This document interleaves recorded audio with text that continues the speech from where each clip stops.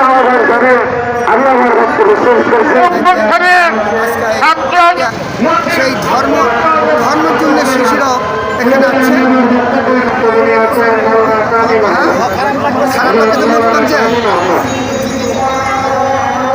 মসজিদুল এখানে আচ্ছা, তুমি শুক্রবার নামাজ পড়তে যাও তার সঙ্গে নামাজ পড়ো, কার সঙ্গে যাও, কার সঙ্গে নামাজ পড়ে যাও।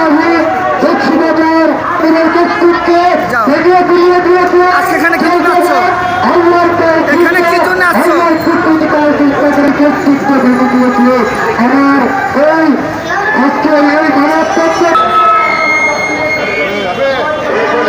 সামনে বক্তব্য নিয়ে আসছেন মুফতি নুরুল্লাহ। সৃষ্টি করতে চায় যারা আমাদের প্রতি।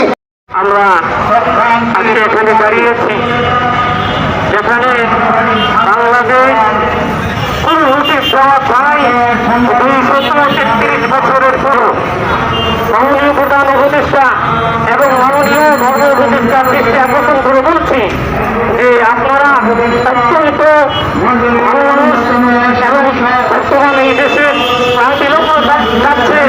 এই সময় বিভিন্ন জায়গা থেকে বিভিন্ন রকমের দাবি দাওয়া পেশ করা হচ্ছে, কিন্তু আমাদের এই দাবি 92% মুসলমানের এই সংখ্যাগরিষ্ঠ মুসলমানদের নিয়ে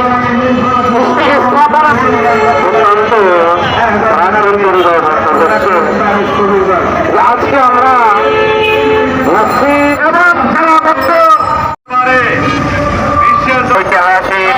বন্ধুগণ আওয়ামী লীগের সন্ত্রাসীরা দপ্তরের জন্য আজকে মানববন্ধন মুসলমানরা বসবাস করতে পারবে না, এটা হতে পারে না, এটা হতে দেওয়া যায় না। ইনশাআল্লাহ সাধারণ মুসলমানরা যে রাস্তার নামতে বাধ্য হয়েছে, এটা কি সহজ না? ইমাম খতিব এরা মুসলিমের পক্ষে কথা বলতে চাইলে, দিনের পক্ষে মুসলমানের পক্ষে কথা বলতে চাইলে তাদের বিরুদ্ধে অন্যবার মিথ্যা মামলা হয়েছে। আমি সরকার মহোদয় ডক্টর ইউনূস সাহেবকে আহ্বান করছি, অত্যন্ত পরিতাপের বিষয় বিশ্বের তৃতীয় মুসলিম বৃহত্তম দেশ বাংলাদেশ, এই দেশের 95 লাখ মুসলিম, সেই মুসলিম 95 লাখ মুসলিম দেশে মসজিদকে কেন্দ্র করে মসজিদের খতিবকে এবং মসজিদের সভাপতি এবং মসজিদের কমিটিদের বিরুদ্ধে মসজিদকে কেন্দ্র করে মিথ্যা মামলা দেওয়া হয়েছে। এটা কোনো মুসলমান প্রত্যাশা করতে পারে না, সত্য করতে পারে না।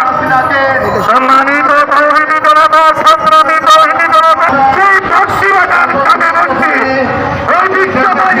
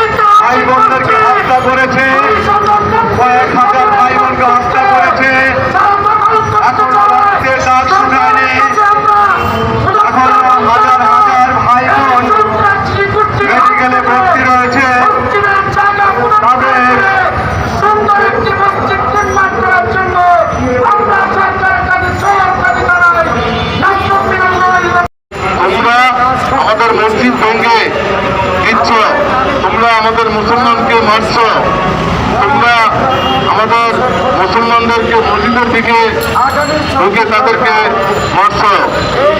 আমাদের এই দেশে যারা হিন্দু মুসলিম তারা খুব ভালো আছে। আপনারা যে যেখানে আছেন অনতি বিলম্বে আমাদের কর্নারের পাশে এসে দাঁড়ানোর জন্য আপনাদেরকে বিনীত আবেদন করছি। আমরা